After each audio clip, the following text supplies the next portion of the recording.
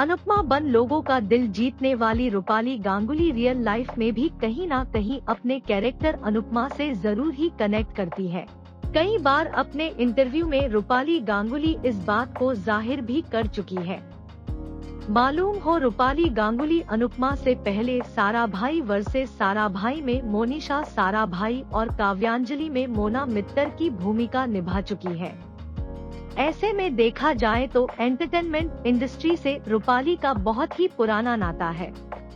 रूपाली गांगुली जाने माने डायरेक्टर अनिल गांगुली की बेटी है। रूपाली के पिता इस इंडस्ट्री में पहले से ही थे। ऐसे में एक्ट्रेस का बचपन से ही एक्टिंग में इंटरेस्ट रहा।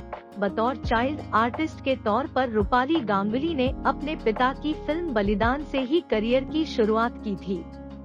बतौर लीड एक्ट्रेस मिथुन चक्रवर्ती के संग रूपाली गांगुली ने फिल्म अंगारा से अपने करियर की शुरुआत की थी। उसके बाद साल 2002 में एक्ट्रेस ने टीवी इंडस्ट्री में सुकन्या से कदम रखा था।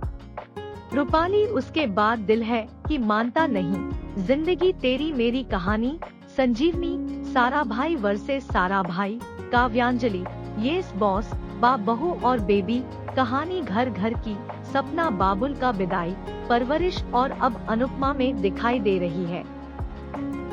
इसके अलावा रूपाली गांगुली बिग बॉस 1 में भी दिखाई दी थी। छोटे पर्दे पर अपनी एक्टिंग का लोहा मनवाने वाली रूपाली का मकसद सिर्फ शादी करके सेटल होना था। रूपाली ने एक इंटरव्यू में कहा था कि शादी करना और बच्चा पैदा करना मेरा एम्बिशन था। प्रेगनेंसी के दौरान रूपाली कई कॉम्प्लिकेशन से गुजर चुकी है। कई बार उन्होंने कहा कि उनके बेटे का जन्म होना उसके लिए किसी जादू से बिल्कुल भी कम नहीं था। डिलीवरी के बाद रूपाली का वजन बढ़ चुका था, जिसकी वजह से उन्हें काफी परेशानी झेलनी पड़ गई थी। रूपाली गांगुली ने कहा कि मेरी बॉडी पूरी तरह से बदल गई थी और खुद को मैं ऐसे नहीं देख पाती थी।